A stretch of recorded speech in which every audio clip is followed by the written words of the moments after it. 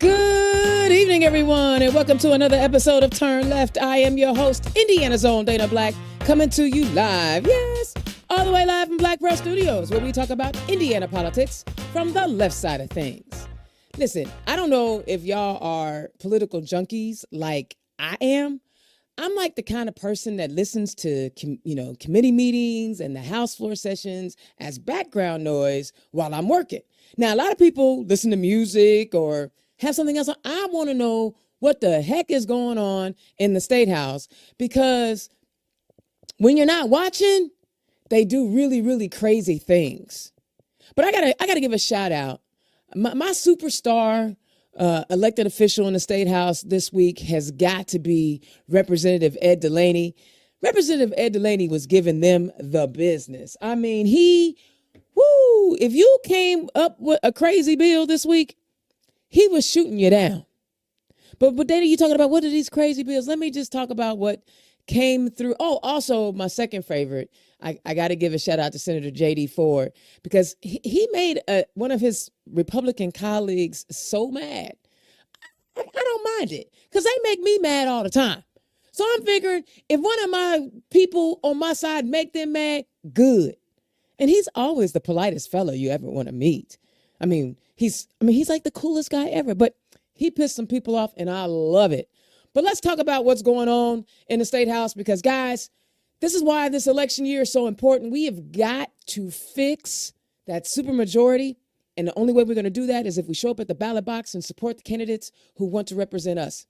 First up, House lawmakers are moving forward with a bill that seeks to remedy Indiana's literacy crisis, despite mounting pushback against a provision that could require thousands of students to repeat the third grade.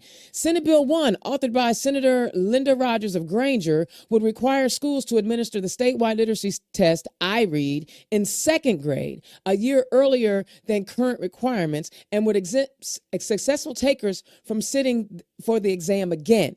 Students who don't pass would receive targeted support to improve their reading over the summer and through third grade, and would have 3 chances to pass the exam. If third graders still can't meet the I-Read standards, legislators want their school districts to retain them. So this whole bill, oh my goodness, SB 1 was on the House floor, or in the House Education Committee, for at least 4 hours yesterday. They picked this bill apart. There were several concerns. One was, what does it mean to retain somebody in the third grade? What their emotional state might be. Are they decent students but just don't test well? What is that? The other thing was, this is an unfunded mandate, because this is not a budget year. So they're already saying, we're going to give you extra instruction and we're going to have summer school. How are we paying for all of this? And we're going to administer the test over a 2-year period versus 1, which means there's cost associated with administering the test and grading them. Again, they didn't budget for this last year. They didn't budget for it. But now they wanted to implement this bill that's going to have a fiduciary impact on the state of Indiana, but they haven't budgeted for it. So there's a whole lot of problems with SB 1. But just like Representative Smith said, this bill is going to go through no matter what, because we just don't have the numbers. Whether it's good or bad, he made so many amazing points yesterday. One of the points that he made, because he is an educator, he's actually Dr. Smith, if y'all don't know. And he talked about all these people are trying to regulate education and don't know the first thing about how to be an educator. And he says, he talked about so many things that came up over the years, and here we are back at it again. So listen, guys, find out about SB 1, see how it applies to you and your community and where those funds are going to come from. I can tell you to call your legislators, but they don't really listen to you. They don't really care what you have to say. How do I know? The Indiana Capitol Chronicle reports faculty from higher education institutions across Indiana descended on the State House Wednesday to speak out against a contentious bill that would increase lawmakers' oversight of state colleges and universities and push speech in classroom toward intellectual diversity. Senator Spencer Deary of West Lafayette has called his Senate Bill 202 a reform effort intended to reverse declining views of higher education. But dozens of opponents argue that proposed changes could harm students and professors or would overly burden public institutions. Deary and other Republican lawmakers contend that conservative students and faculty members are increasingly ostracized at progressively liberal colleges and university settings, or at least perceived such shunning. Now, listen, they keep going off of this Pew report that came out. And yes, there were some numbers in there that reference how some conservatives and Republicans felt unsafe and uncomfortable. Well, not even unsafe, just uncomfortable at universities. But there were higher percentages for LGBTQ plus students, Black students, and Muslim students. But I digress, because he really don't care about them. Okay. See, I'm just trying to tell you, let's think about what this bill is really doing and what this bill is really saying. As he says, as an attempt, Deary's bill would change up institution boards and trustees by removing appointment power from alumni councils and pass it off to House and Senate Republicans majority leaders with advice from Democrat minority leaders. It would require boards' existing diversity committees to consider intellectual diversity along cultural diversity in employment policies and faculty complaints. Now, first of all, right now there's an alumni board that picks the trustees. They're saying they're not going to let you do that. We are going to control, as a state supermajority, who is sitting on these boards and trustees. Where have we heard that before? Oh, yeah, Florida did it. Florida did it. Ron DeSantis appointed the people who were going to be on these trustee boards, right? And now he's determining what curriculum has educational value. See, I want you to follow this with me now. The measure also reshapes tenure and promotion policies too.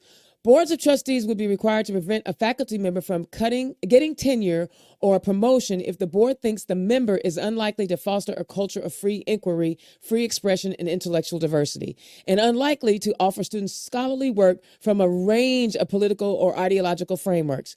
You remember a couple of years ago when they were having this discussion about DEI at the school boards? Same language, y'all. Same language. But again, I'm going to tell you, Ed Delaney was the dude. One of the fundamental things that ought to happen to you as a young person in college is to be challenged by thoughts you're not familiar with, thoughts you are not comfortable with, thought you don't agree with. He said, and putting this bill would cut that down. And he says, you're requiring the professor, for example, in sociology or political science, to give a range of opinions and to be neutral. In effect, you are neutering your faculty. That's what you're doing. He received a rousing applause after he said that, and of course the gallery was reprimanded. But a joint statement released by Purdue West Lafayette, Indiana University Bloomington, and chapters of the American Association of University Professors said adoption of the Senate bill would severely damage the ability of the two public research universities to recruit and retain outstanding faculty, erasing the state of Indiana's uniquely prominent national profile in higher learning. In its attempt to ensure that all students and faculty at state universities feel confident that they can express their political and intellectual views freely, an aspiration that AAUP shares, SB 202 mandates a system of surveillance and political scrutiny that will instead stifle the free flow of ideas.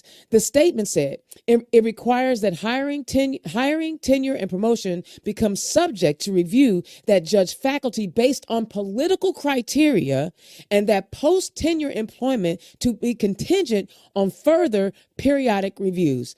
These measures would severely constrain academic freedom at our university. I want to go back to the point that they make about it being surveillance.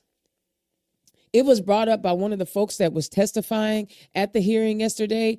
One of the representatives asked one of the students how he heard about SB 202.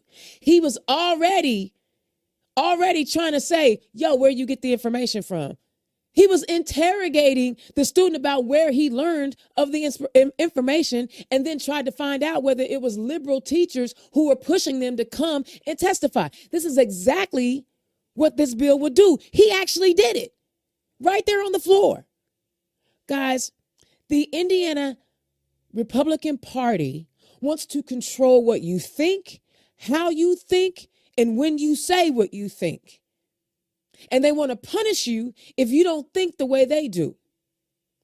This is real. And it's coming to a university near you if you guys don't get involved real soon. This is a bad bill because some little dude is all in his feelings because people don't on campuses may or may not like his views. Now check it out. He is suggesting that his views, which could be minority views at liberal universities, should be protected. But do they do anything in that majority to protect the minority views of the Democrats in the General Assembly? Nope. They don't even care. And I'm telling you, it was one person after the next saying this is a bad bill, but they're not going to listen. They're going to pass this bill through. And this is what happens because we don't have enough numbers to stop nonsense from happening. This is why it's so important that we get involved in this, not just this election cycle, but every election cycle. All right. One more because, I want y'all to think about this one. Indiana Public Media reports a bill that allows unlicensed child care providers to serve more children for more hours each week easily advanced out of the Senate committee Wednesday, even as Democrats express unease with the measure. HB 1102 allows unlicensed home-based providers to care for as many as 7 children, up from 5, and a change in the Senate committee ensures no more than 3 of them are less than a year old. But those counts don't include any children in their care who are relatives or their own children.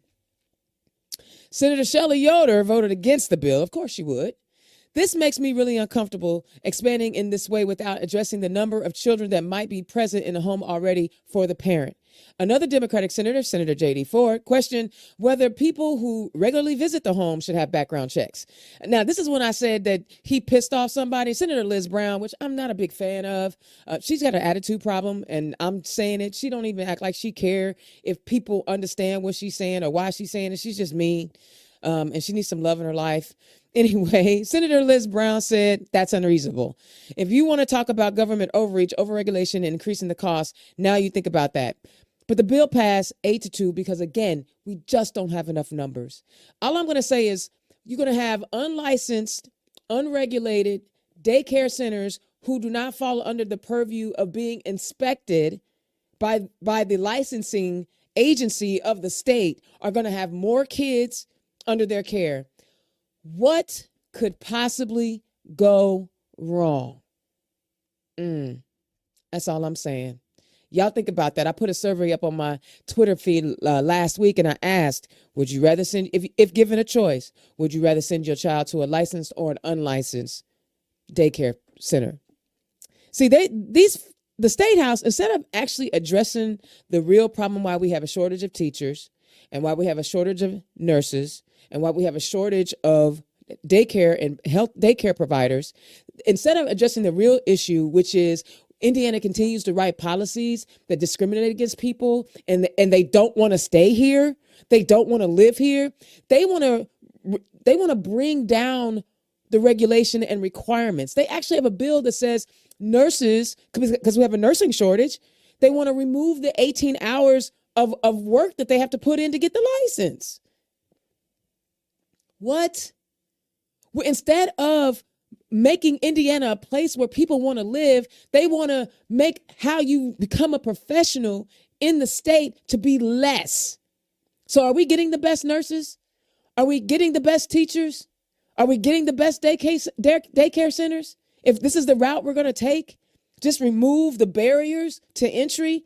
But then every time you see a black person who's a pilot, you want to question whether or not that's an affirmative action or DEI hire. Make it make sense. You want to make sure that there's diversity of study and thought in public universities, but you defund the Kinsey Institute, which is teaching you about gender and sexuality. Huh? What? I don't understand. You want to protect these one things, but you want to defund other things.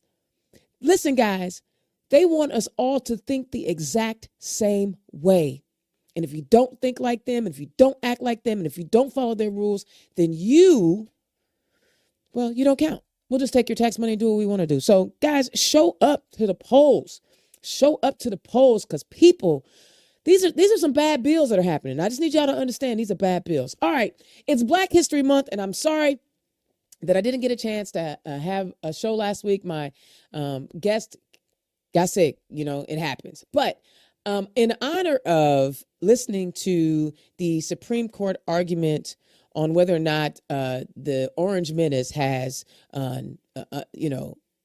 free reign to commit crimes with automatic immunity, I wanted to highlight this amazing hero in not just American history, or not just in Black history, but in American history. Constance Baker Motley. Constance Baker Motley was born on September 14th, 1921 in New Haven, Connecticut. She was the ninth of 12 children born to Rachel Huggins and McCullough Alva Baker, immigrants from the Caribbean island Nevis. Her mother was a community activist and founder of the New Haven NAACP. Motley graduated from New York University in 1943 and attended Columbia Law School. She began her career at LDF after receiving her law degree in 1946. LDF's first female attorney, Motley rose to the prominence as the chief courtroom strategist of the civil rights movement. In addition to successfully litigating cases that ended segregation in Memphis restaurants and at the whites-only lunch counters in Birmingham, Alabama, Motley defended Reverend Martin Luther King Jr.'s right to march in Albany, Albany, Georgia.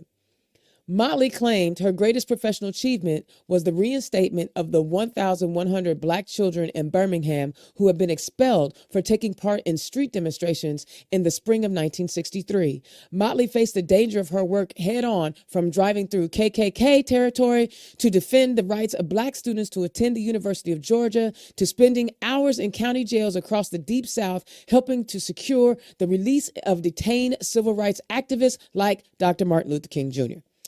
Motley was a key architect in the fight for desegregation in the South. From 1945 to 1964, Motley worked on all of the major school desegregation cases brought by the LDF. She led the litigation of the case that integrated the University of Georgia and directed the legal campaign that resulted in the admission of James H. Meredith to the University of Mississippi in 1962, paving the way for the integration of universities across the South. See, when I see Republicans trying to take us back, I think about Black women who continue to fight and to argue on behalf of all of us. Constance Baker Motley is one of those folks. Stop talking about, if we're a lawyer, it's a DEI hire. Stop talking about if you see us in the cockpit, it's an affirmative action hire. Because I read something amazing. If we are DEI hires, then y'all white supremacist hires. I'm just saying. We are capable of so many things. And so, guys, but I need y'all to show up. I need y'all to show up at the polls because the Indiana General Assembly, they stress me out. All right. I got to give a shout out to my sponsor, Bohm's Unique Boutique. Today's show is brought to you by Bohm's Unique Boutique. Click on the QR code. And for all Turn Left listeners, you can get a 10% discount on your order by using the code DEMOCRAT. Be sure to visit www.bohmsuniqueboutique.com.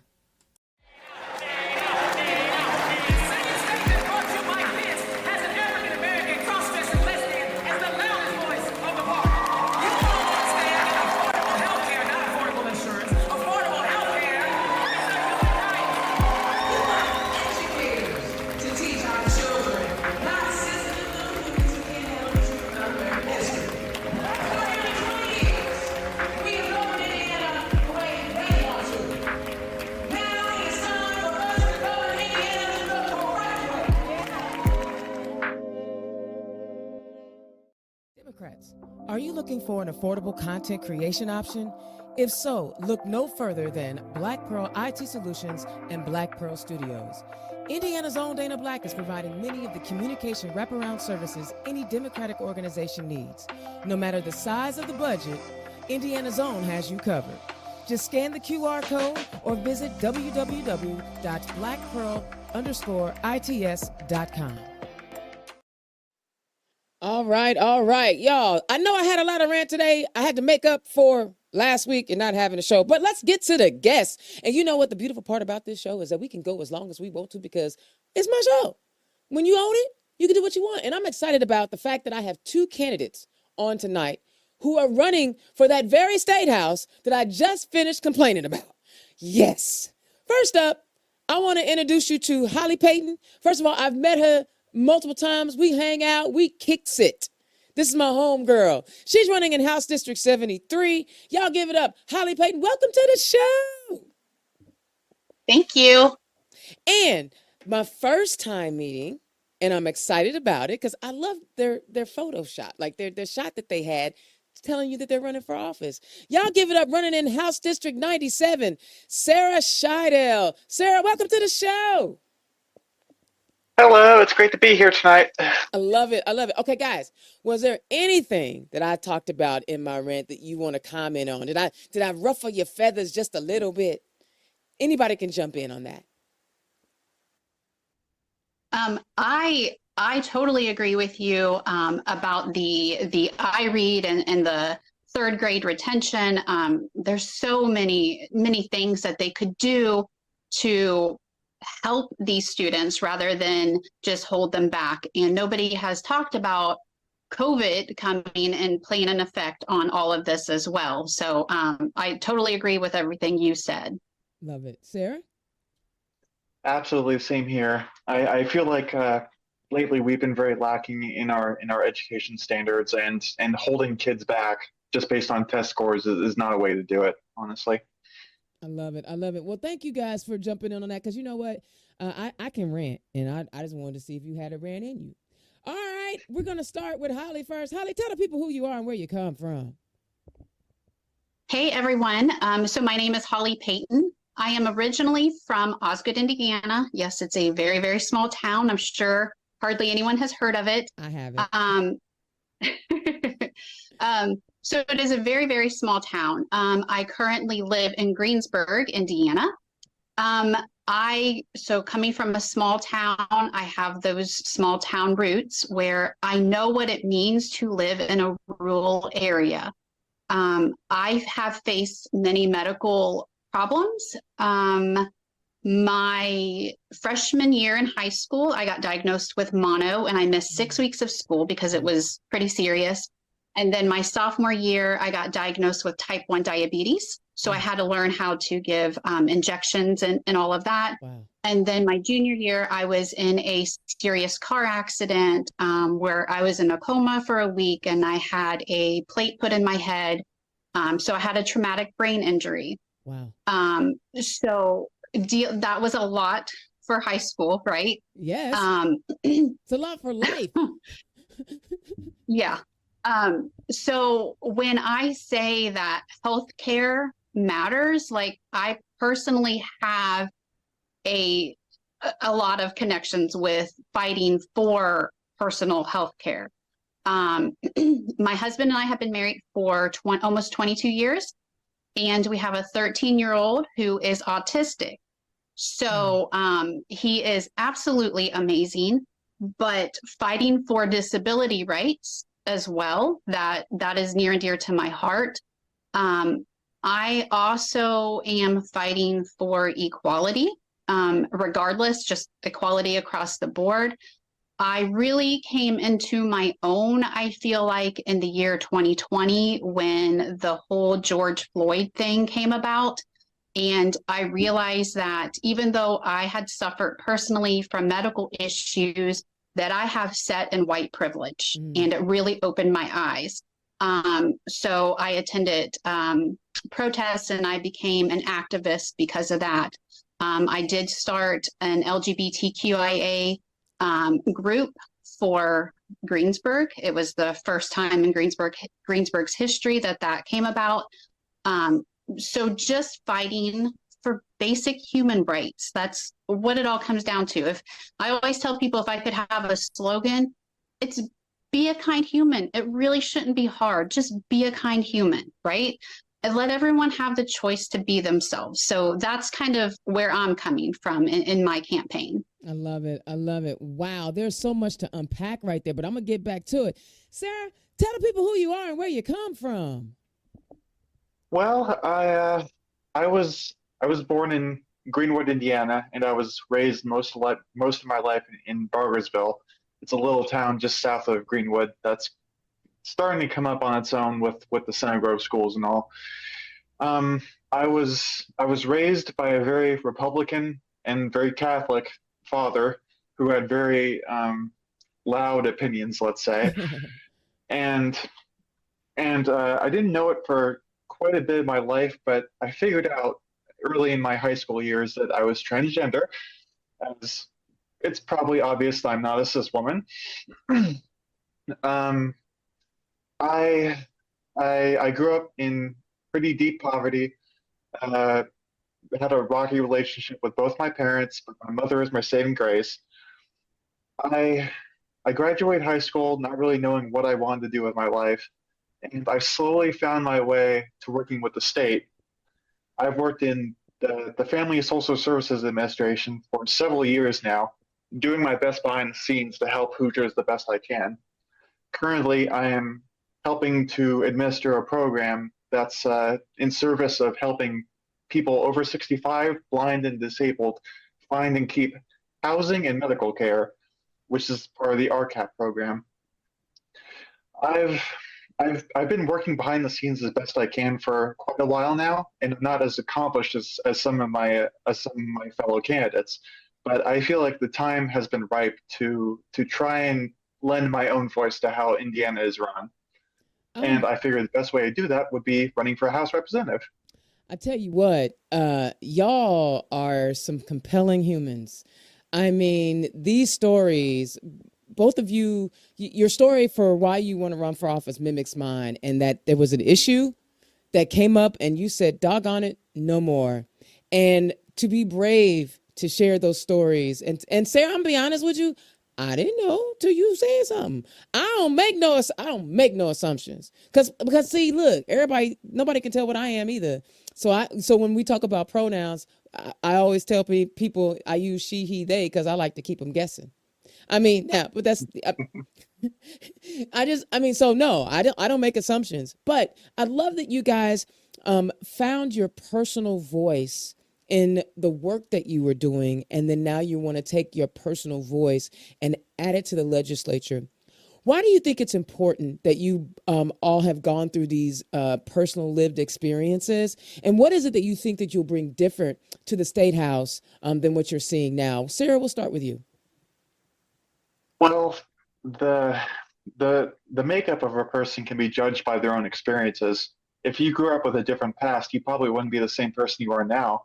And in the environment I grew up in, deep in the south of Indiana, well, mid south of Indiana, with a very Republican father, with very outstretched political opinions, and growing up as liberal as I did, you kind of you want to be the better change than those ones seeking to keep people repressed, in my opinion.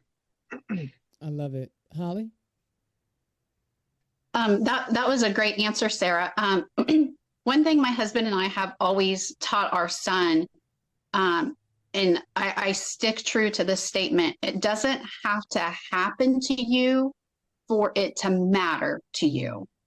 So I honestly feel if we had more people working in the State House making laws that actually saw that, like, it doesn't have to happen to you personally for you to make laws, I don't know, to treat people equally. Like, there's a concept. And I agree with Sarah. Like, if I didn't go through those hurdles that I went through in life, I wouldn't be who I am. And I feel like I'm a strong person because of those things I went through.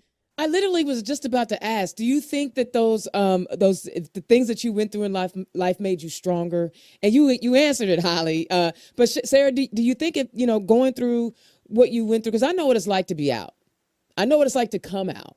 I know what goes on. And then, to be the black kid, the black woman who comes out as a masculine lesbian, it wasn't no fun. but it builds up your character and your strength. Do you think, Sarah, that some of the things that you've gone through made you stronger and help you be able to fight for the people of Indiana? Absolutely. I was forged in fire and I came out better for it the other side. I love it. I love it. Guys, there's a lot of stuff that's happening in the State House. So I'm going to ask you first, Hollie. And I know you mentioned a little bit, but I want you to tell me why you want to represent District 73.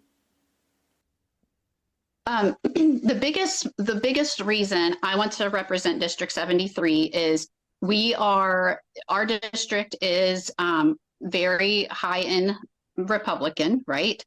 But I want to show people that I don't care what you have behind your name. If you have an R, if you have a D, we can, when we elect someone to represent us at the State House to write those laws, we want someone who will represent us all, right? Not just the rich white guys, the rich Republicans. I just feel like, since I am originally from a small town, smaller than Greensburg, that I understand those struggles. I understand the struggles with poverty. I understand the getting access to health care. I understand all of that. And I just feel that if you have someone that's been through hardships in life, they're more apt to write laws and fight for those who maybe look different than your average state representative in the State House. So, you do live in you come from a small town, and honestly, the town you live in now is kind of small in comparison to where I live, right? I live in Indianapolis. And you see the harm that policies are having on your community. How does it make you feel when your communities are sending these same clowns back to the State House, knowing that they're going to continue to write policies? For example, the wetlands bill, right, where they're trying to reduce the number of wetlands. That hurts farmers. That hurts the environment. Or the fact that, we don't have, there are many counties across the state that don't have emergency care, right? And because of policies that are being written by the people that they're sending back to office. How does it make you feel when you see, like, guys, what are you doing? What do you say? What do you think? Right. It it makes me so upset. And it's almost like some people don't realize they're voting against their own interest. Right. And so just to kind of draw that out and really let people know, hey, we live, like, my area is a big farm area. Why are we sending these people to the State House that are putting your farmland in jeopardy? Right. So I'm not going to the State House for myself. I'm going to the State House to represent this area. And the area I live in, like I said, is a farm area. So a lot goes into that, and just kind of peeling people's eyes open and letting them know, you have to send someone that's going to fight for your livelihood. The person we have now isn't very boisterous on the wetlands or on anything else that really pertains to our area. So hopefully I can peel their eyes open in those instances. And see, Bargersville is a little different in that it's a suburb of Indianapolis, right? It's pretty much a south suburb. 69 goes right through it. But do you see the same things that I'm mentioning in the rural areas? Are you seeing that in the suburbs where the people that are representing you, the policies that they're writing are harmful to your communities, Sarah? Very much so, especially since Bargersville is, last time I checked, almost entirely rural land and farmland, rows and rows of corn and soybeans. And it's the same thing that Hollie brought up, is that people are sending representatives that are just destroying their own interests. And, like, we only get one earth. We can't destroy our environment like this, especially when it comes to growing our own food. If we can't grow our own food, what are we going to do? Exactly. I mean, good Lord, growing our own food. And these are the things that I wanted to highlight in our conversation tonight, because you guys come from very Republican controlled areas, but you're a part of those communities. And How do you think you'll be able to, and Sarah, I'm gonna start with you. How do you think you'll be able to have those conversations with your neighbors, even though they may have voted against you before? How do you think you'll be successful in having conversations with your neighbors about, hey, let's try something different? Well, as a representative of the people, it's your solemn duty to do the will of your constituents. And if it takes having real conversations with real people, going door to door, then so be it. You should know your neighbor, and you should be acting in the interests of your neighbor. And they should know that you're acting in their best interest. They shouldn't have to worry about you possibly voting for something that could be bad for them. And especially since while I did grow up in Robertsville, I'm not quite there anymore. I'm in Indianapolis now, of course, and how I'm running for District 97. Um, and all the people around me, while not all liberal, are still very kind people, very understanding people that that still need to be represented, that still need to be represented in a understanding and compassionate fashion. I like that Not answer because, even though you will represent a 97 and 73 respectively, bills that you will vote on are going to impact the entire state. So I'm glad that you actually said that, right, Sarah? Mhm. Yeah. And Holly, how are those conversations going for you down in small town Indiana? I actually think they're going really well. I the first thing I say about myself is I'm a real person, right? I'm not a seasoned politician, and I think that helps. That I'm a real person. I've went through the same struggles that a lot of people in my area have gone through and are going through now. Um, and that's the thing. And I know I have to connect with my constituents, but kind of like what Sarah was saying, across the board of the state, I'm a real person. I am not some person with a bunch of accolades behind my name, right? Like I am a real person, and I feel like since I have struggled through different things, that helps me connect. I feel like if you're just honest with people and you share part of your story, then you get to connect with people. Regardless of if they're voting Republican or Democrat, you can connect with people. And that's really what I've been trying to do. I don't care if you're a Republican, right? Mm-hmm. Like my goal is to enact laws and write bills that will be best for everyone, regardless of how you typically vote. I love it. So just being honest and just sharing stories. I love it. Indiana's own Dana Black, turn left. Guys, if you are liking and enjoying what you're hearing, because I am, would you please click the donate link and donate to these candidates tonight? All the yes, every week I'm doing a fundraiser. Every week. Please help these candidates because they need the dollars to buy yard signs, to buy water for door knockers, whatever it is. Could you just give a little bit of money to help these candidates out? All right, so we've been talking about writing policies the whole time, right? And I love that because it's not a popularity contest, it's a policy larity contest, if that's a word, because it's the policies that are impacting people. Sarah, everybody has at least three key issues that they want to focus in on, or there are three issues that you're talking about when you knock on doors. What are the three main issues that your campaign is talking about in these streets? My three primary concerns are homelessness, mental health, and drug abuse issues.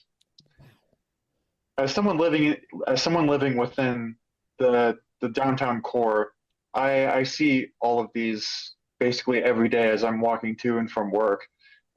Just one day while I was handing out flyers with my partner, we were followed by some random person who was talking nonsense and visually tweaking and this isn't the first time either. I run into homeless people or drug addicts almost every single day, and it's criminal that we're not taking more care of the issue, and that we're either trying to do things that aren't helping or trying to pretend like it doesn't exist. And we also have tried to criminalize them. right? We've tried to make it illegal at certain points. We've tried to write legislation to make it illegal to be homeless, which I don't even understand. That don't even make sense. But do you think it speaks to unawareness, a lack of compassion? Why do you think our state house is not really trying to address? Because you named three whammies there, right? Drug addiction, homelessness, and I'm old and I forgot the third one because it was what did you say the first one was? Mental health Mental issues. health. See, that's why I didn't want. Probably because my mental ain't all that healthy. Do you think it is just a lack of an unawareness, or just not the right kind of sympathy that's needed? I'd say it's a mix of a lack of awareness and active what's the word? Active efforts on the part of many Republicans trying to criminalize just the act of being poor. And like, and as soon as someone, even if someone just has one bad month, they're out on the streets, and if being homeless is criminalized, then they go jail for it, and that's criminal in and of itself. How we allow that, I don't understand, because it's not helping anything. No, it's not. And then you end up compounding whatever mental stress and anxiety that human may have without actually offering real solutions to the problem. Holly, what are the three main issues that you were talking about on your campaign? Sarah, you had some great points, so I give props to you for that. The three issues that I'm going to focus on is women's rights, disability rights, and housing inequality. Women's rights, of course, we should be able to choose what medical procedure we need to have done on our own body, right? We should have the freedom to live free from violence, right? Domestic abuse is a big thing. So women's rights encompasses a bunch of different things. Disability rights, of course, is near and dear to my heart because of my son. Also, the legislation that is going on right now with the FSSA and the whole $1 billion deficit. Yeah. So that's pretty important. And then housing inequality, of course, like in my area, for example, there's houses and there's apartments, but nobody can afford it. Wow. Right. So we have a homeless problem in my area, my district as well. So those are just three things that I feel very strongly about. And it affects, I see it affecting my area.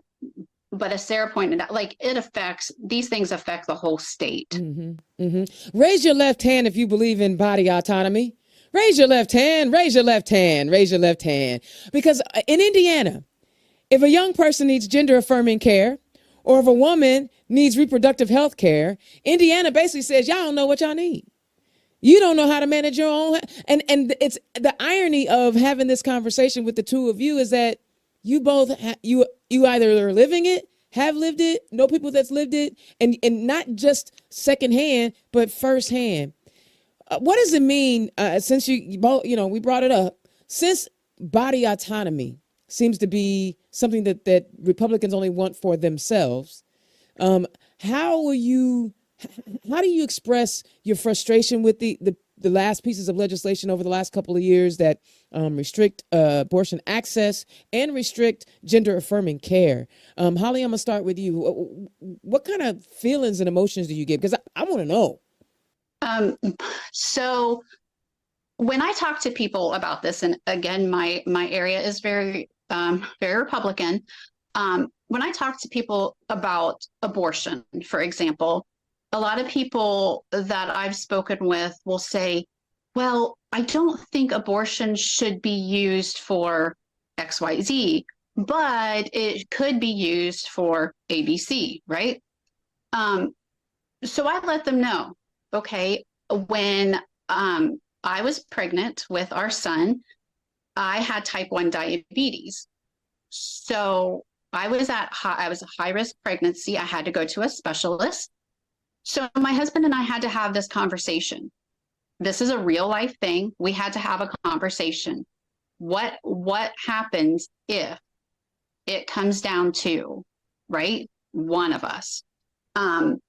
And then I share that story, and people are like, oh, Yeah. well, in that case. And I said, but what gives you the right to judge what case is right and what case is wrong? Mm-hmm. Right? Just let people make their own decisions. And the same goes with gender affirming care. In the area of the world I live in, it's very sheltered, right? And I have met some absolutely amazing activists who are just phenomenal human beings who I'm like, they all have touched my heart, and hearing their personal stories and their personal struggles, it's just so upsetting that people just cast judgment upon others when they've never had that lived experience themselves.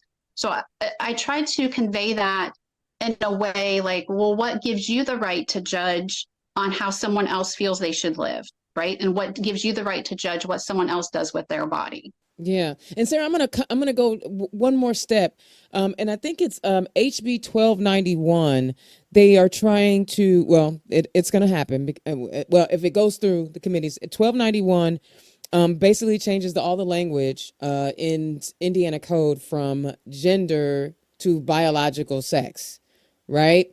They're basically saying, biological sex, and they're basically trying to legislate away. Not just that we don't want you to get gender affirming care, but we're going to legislate away. So if you have a discrimination issue, you have something that you need to bring for the state for benefits, if you don't use what was on your original birth certificate, then we are not even going to service you.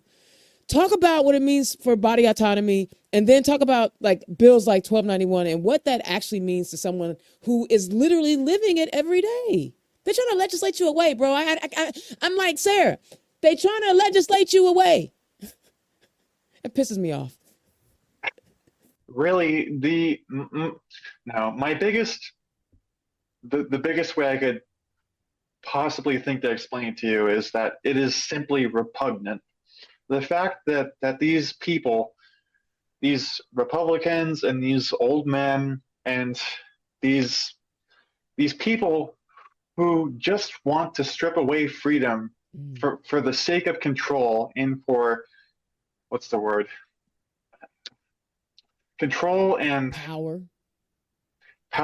The cruelty is the purpose. They want to be cruel on purpose, especially when it comes to things like abortion. Like, you should have access to abortion no matter what. That should not be something that they can take away from you, because you either have bodily autonomy or you don't.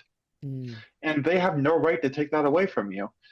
And speaking of gender affirming care, as a trans person, it's doubly repugnant because every legislative session I live in almost paralyzing fear that I'm going to be legislated away, that I'm going to have to either completely change who I am just to live in everyday society, or I'm going to have to leave the state. And I don't want to do that. That was one of the possibilities I had to have in my mind the last legislative session last year before I decided to run for office. It was either see how the legislative session is going to go and possibly leave, or stay and try to fix it as best I could.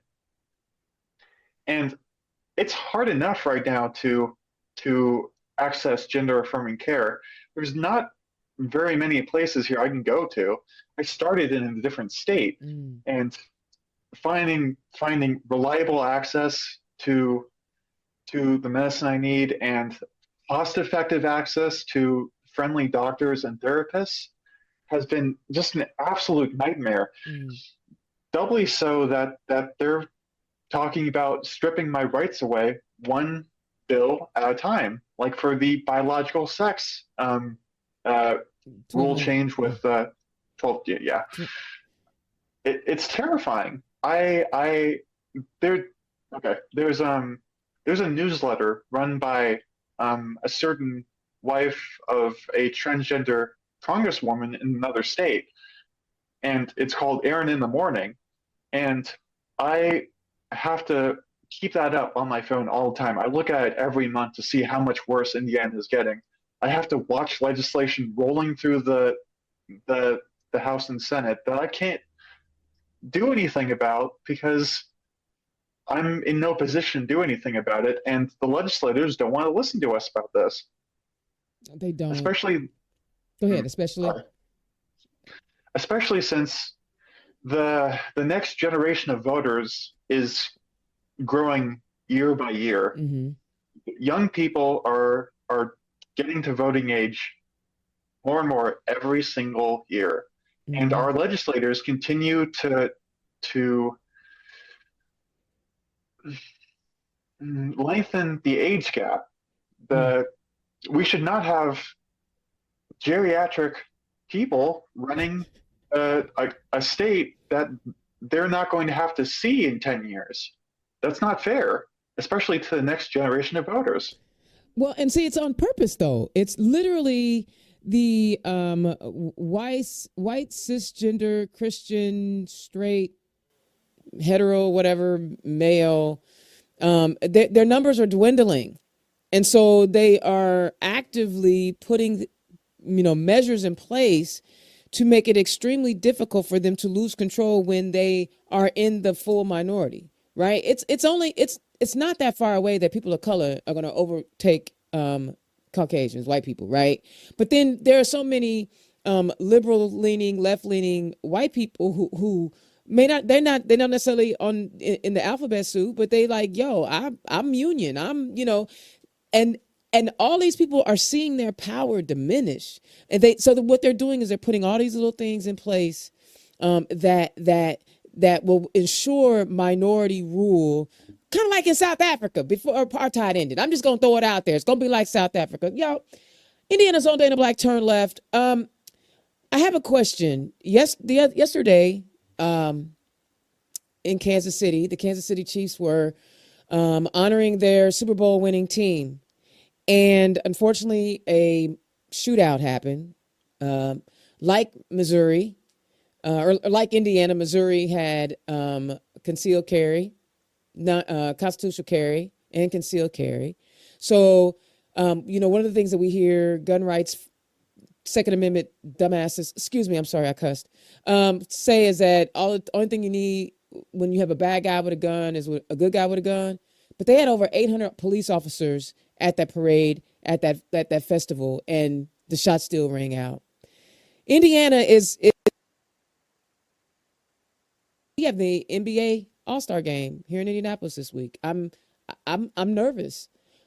Talk to me about how you want to try to fix the amount of deaths that are happening because guns are just everywhere, and anybody can, no background checks, and anybody can go just arm themselves and decide to shoot, and by the time the good guy with a gun, all 800 of them, somebody's already dead. Hollie, talk about this insatiable appetite of shooting each other that we have in America.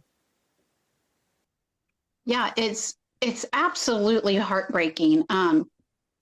What happened yesterday, I don't understand. There were citizens that took down one of the shooters, and none of them were armed with a gun, right? Like, let's use some common sense gun laws. Nobody's coming to take your guns away. That's not the point, right? We need common sense gun laws. We need background checks. We need, there's just so many things that we can write into law, especially in this state. I mean, clear across the country, honestly, but it's just almost like people want to live in the wild, wild west. It is absolutely mind-blowing. I don't want no parts of that. Sarah? It's an awful thing to see, especially since it seems like it just happens more and more often nowadays. We've become so desensitized to mass shootings that it's just another day in the news for us. And Republicans have seemed like that they've dug their heels into the sand, and they've just started going, because you don't want me to have these things, I'm going to want them even more. That's their MO. And just like you said, even if there is a good guy with a gun, there's still a bad guy with a gun that really shouldn't have had one in the first place. We need stronger red flag laws. We need police to actually investigate the red flag cases. We need stronger background checks. You shouldn't be able to just buy a gun at a trade show just without a background check or anything. I'm all for having arms for good reason, but letting them fall into the hands of some psychopath that's going to be charging to a crowd is the fact that we've let it become so normalized is disgusting. I think I saw a number this week that said we've had 49 mass shootings in 45 days. That means there was a couple of days there where there was more than one. Like, it's just, you're right. And this is America now. We can't say this is not America. It is America. And it's also interesting to me that they have dug in their heels. You will not infringe on my Second Amendment right, but they don't mind infringing on our First Amendment right and body autonomy, the right to body autonomy at any stretch of the imagination or anytime they want. Another thing that I read this week, which I found encouraging, was that 2023 was the year of the strike. And they talked about how more unions have gone on strike in 2023 than in decades past. Talk about your feelings, Sarah. I'm gonna start with you. Talk about your feelings about unions and what they bring to our communities all over the nation, but specifically here in Indiana. Well, first of all, I consider my household to be a strong pro-union household. I feel like everyone should be in a union, either at some point in their lives or as often as they can possibly be. Unions are only at the benefit of the workers and enable the workers to have a collective bargaining power that otherwise they just would not have. Such as that Indiana is a right to work state.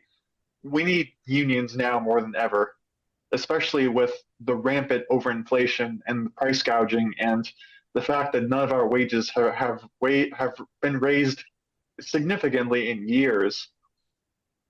It's scaring business owners and capitalists because they know it's going to take power away from them and place the power back where it should be, in the hands of the working class.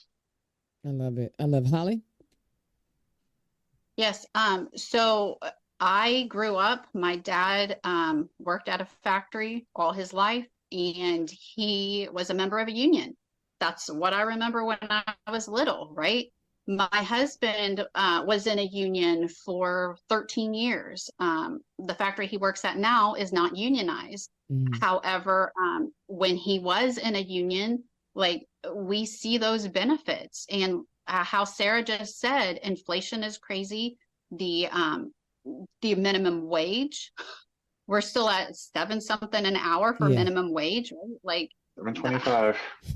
Yeah, like we can't get by living on that, right? So unions definitely help your blue collar workers, definitely. I would even go further and say, the UAW this past summer demonstrated the power of unions, because even after their contract was signed, Toyota raise their wages and they're non-union people.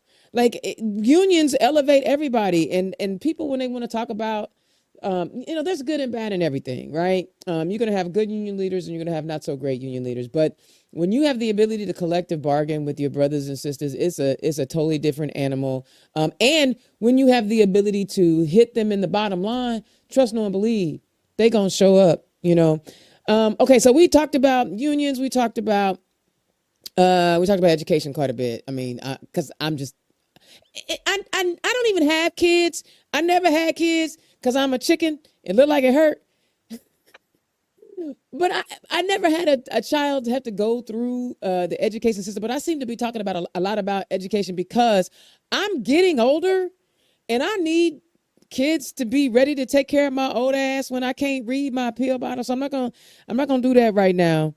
But I do want to ask one thing. When you find yourself winning your election and you're going to have conversations on the other side of the aisle, tell us what your style for reaching across the aisle will look like. And I'm going to start with you, Sarah. What is that going to look like? How are you going to, you're both elected, y'all colleagues. What does that look like? What is your leadership style like? Well, I want to be the driving change I see in the world, and I want people to understand my viewpoint. I'm hoping my Republican colleagues across the aisle would be able to see eye to eye with me as both a They fellow won't. representative. And I know they probably won't, but I can hope, right? I can hope that logical arguments and um, being a decent human being would win the day. But persistence and persistence and trying to make my opponent see reason, even if they're stonewalling against me. Yeah, I can dig it. Holly, what is your leadership style? So because of the medical things that I have been through, just my personal style is not to give up, right? Mm. So if I am explaining something to someone from across the aisle and they're not listening, they're talking over top of me, or I can tell they're just zoned out, I'm going to try to think of a different way to state what I'm trying to cross so it hits home to them, right? I actually had a conversation with someone in my town when I first formed our LGBTQIA plus group, and this person said to me, why are you so persistent about letting people live this way out in public? Why don't they just live that way behind closed doors? So, yes, Dana, Mm-mm. I to scream. I held my complaint and I presented to them how my son was when he was a toddler. People connect and can draw dots to find the bigger picture when you use children, right? Mhm. So I used an example of how my son had a hard time regulating his emotions when he was a toddler, and how people in the store would stare, adults would stare and make comments and things like that. And this person said, "Oh my gosh, I can't believe they did that." And I said, now let's flip that around to those who are in the LGBTQIA plus community. They get that exact same treatment, right? And they Mhm. shouldn't. They're just normal adults. They just want to live their life. And so trying to word things in a way that people are like, oh, they have that aha moment. Like, I think that's important to kind of reach across the aisle. Wow, I like that because you sound like you got a lot of patience. I do not. I literally recognize because you know me. I've always wanted to be an elected official, and I'm an elected official groupie. But after watching that state house, I realized I may not have the temperament to be in there because I'm gonna cuss one of them fools out because they deserve it. Especially that Wesco character, he deserves it. A whole bunch of them. I'm dropping names. That's why I can't go in the state house. I'm gonna send y'all there.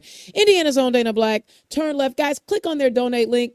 Help them raise the money that they need to be competitive in these races because these are real people. They have real life lived experiences to add context. You know, the same thing that Deary wants at the university.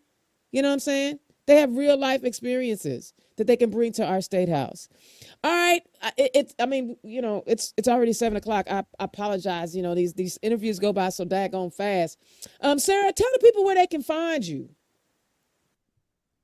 Uh, Primarily, you can find me on my website. I'm currently still awaiting donations actually by the domain. So right now it's at sshydale.wixsite.com/Shydale for house. I love it. I love it. And do you have any events coming up?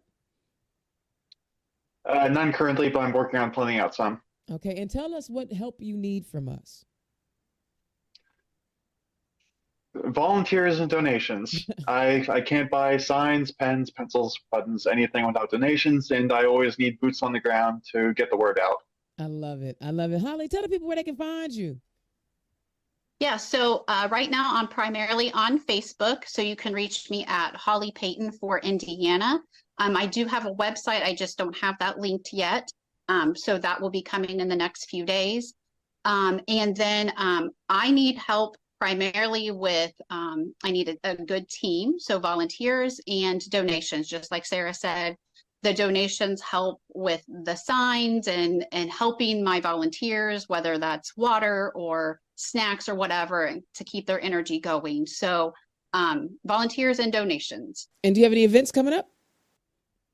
I do. So I have a campaign launch scheduled for Saturday, March 2nd in St. Paul at the Brunner Event Center. I love it. I love it. Make sure you send that over to me so I can share it out to the people about your event. Thank you guys so much for sharing your stories with us. First of all, I love it when I get to meet new people. So Sarah, you were a joy tonight. And I am so excited about your run, right? Do y'all know we have actually three trans women running for office this year? 3. I did not know that. We have 3. Yes. I don't know the young lady's name. But Christine Bohm who's the District 3 chair, has a candidate that's running. I can't remember if they're running for council. I think they're running for county council. You, Sarah, and my dear friend Veronica Pedrell is running for the state Senate. So listen, Indiana, and Republicans, I know you want to pretend like there's no trans people in Indiana, but they here and they're running for office there. That's what I'm talking about. That's that fight we need. No, I'm not going to let policy just happen to me. I'm going to happen to policy. So congratulations to the Democratic Party, who continues to be the big tent and continues to encourage people from all walks of life. We don't always get it right. I'm not saying that. But we are still encouraging people to run no matter where you come from, how you live, or how you love. And speaking of loving people in special way, thank you to all of our sponsors and the people who showed up to our Indiana Stonewall Love is Love February fundraiser. We were able to raise quite a bit of money because, what do we do with our money? We give it out to our endorsed candidates towards the end of the year. So, hey, you too, make sure you try to fill out the application for the endorsement process. Keep an eye on when we get that calendar out. But, it just keeps, we had the mayor was there. Congressman Carson was there. We had 2 city county council folks there, and Representative Herron from Louisville was our keynote speaker. Oh my God, she blew it out the water. She's so real. She brought the funk. I love the way she talked to the people. And then we also had a visitor from Illinois, Elevated Access. They actually provide transportation to individuals who need to either seek reproductive care or gender affirming care, and they can't get it in their state. They will fly them to a location. So they're a nonprofit. Look them up, Elevated Access. And also, if you are, say, like you're in the northern part of Indiana and you want to get down to the State House, they will also assist with transportation that way. So there was good information that was shared, but it was all about love, because it's love is love. And I love how, our allies show up for us in the LGBTQ plus community. At least Democrats do, right? I love how they show up, they donate. Prosecutor Mears is always one of the first ones. Him and Representative Carson are always one of the first ones to write the big check. Excuse me, they were our gold sponsors. So listen, all the people that showed up, I hope, because my girl Cherry was the photographer. So we got great photos, but it's all about how do we help Democrats get elected? Okay. Nothing else matters. We have to figure out whatever, I've been saying it all year, time, talent, or treasure, whatever you have, bring it to our candidates. This is not the year to sit on the sidelines. If I see one more broad commercial loving the fact that he's endorsed by the 91 criminal indicted for whatever it is, how many criminal charges he got, I'm endorsed by the Orange Menace, and he's the person that wants to lead our state. Trust, no, believe, we going straight to hell. I'm telling you, this state is in trouble. Yeah, I said it. I didn't mean to say it. I try to not curse because kids watch, but I'm telling you, we are in a situation where white supremacists want to take over our state 100%. Homophobes want to take over our state 100%. Misogynists want to take over our state 100%. These are the people. They want to deny access to the voting box. There was a bill denying people access to the voting box, making it harder for us to vote going through the chambers. These are things that are happening. I'm begging y'all to get involved. Time, talent, or treasure. Because y'all don't want me to show up down there at that State House. It gonna get ugly when I get down there. All right, I want to thank y'all for tuning in tonight. I really do appreciate y'all that tune in and watch the show on the YouTube and Spotify. I'm going to keep bringing you the candidates who are running for office. But in the meantime, I will holler at you next week. Peace. Turn Left is the property of Black Pearl IT Solutions. Executive producer, Indiana's own Dana Black. Music by www.bensound.com.